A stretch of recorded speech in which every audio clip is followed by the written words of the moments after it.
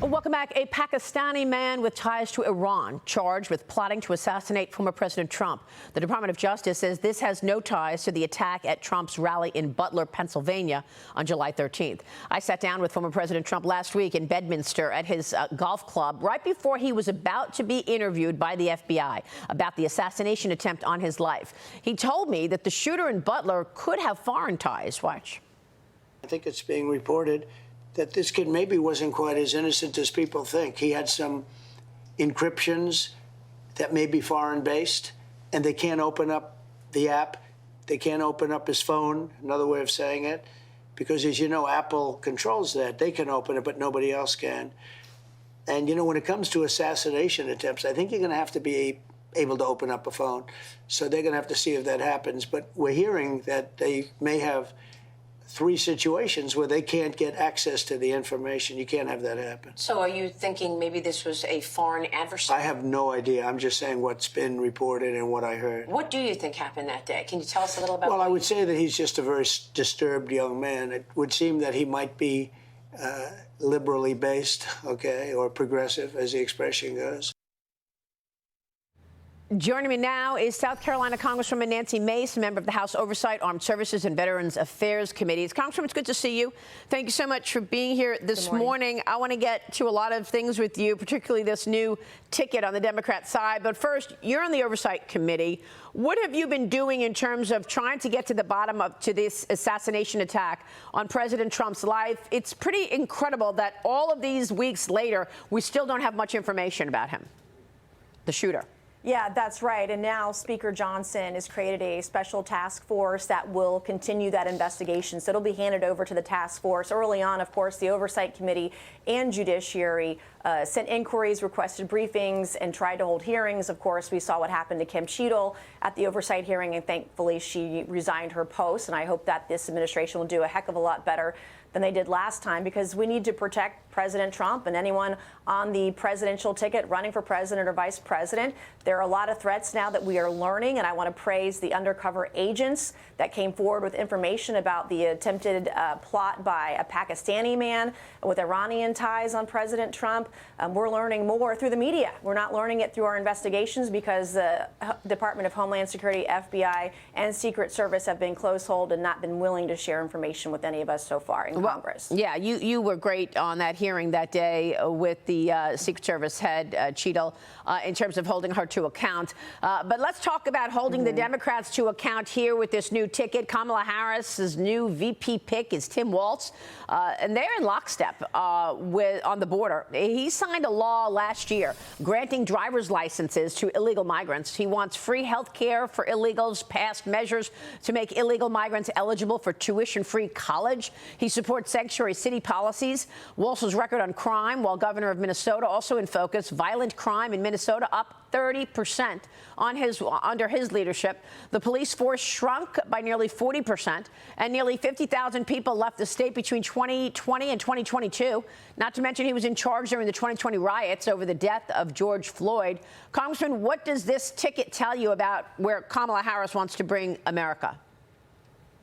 Well, it's shocking, really, how far left the Democrat Party has gone. This is the most woke, most progressive, most far-left ticket in American history. And, Maria, I've said this many times on your program. I represent a very purple district. 40% or more of my voters are independent. They're not affiliated with Republicans or Democrats. I'm going to rebrand Tim Walz as Tampon Tim. Women's issues are very important in my district. They have been since overturning Roe v. Wade. And here's a guy that doesn't know the difference between men and women, that wants tampons in boys' restrooms, that wants kids to be able to cut off their body parts without their parents' permission, that doesn't keep our communities safe. It's unbelievable that this is where we are today, that this is the conversation we have to have. I would much rather be talking about the economy and how we're going to balance the budget and spending. But I got to go back to the basics here, because this is offensive. It's offensive as a woman, as a mother to a daughter, that this is what's going on. This is who they're putting on the ticket. And he's probably further left than Kamala. Both of them want to defund the police. They're okay with Black Lives Matter and Antifa, political violence across the country. They're okay with cities being burned down.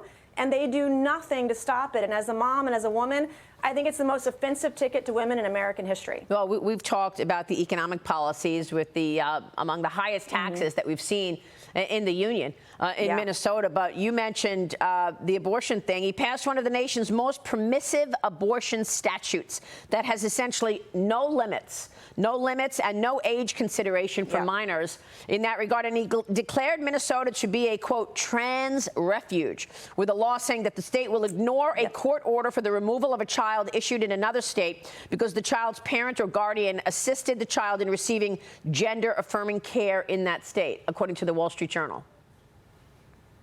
Yeah, if you're a mom or a dad, this is not a ticket that you can support in any way, shape, or form. And whether you are pro-choice or pro-life, there is a lot of agreement that there should be limitations at some point, at the very minimum, at some point in the second trimester. And here's a guy who doesn't support parents, doesn't support kids. This is sick. This is not science.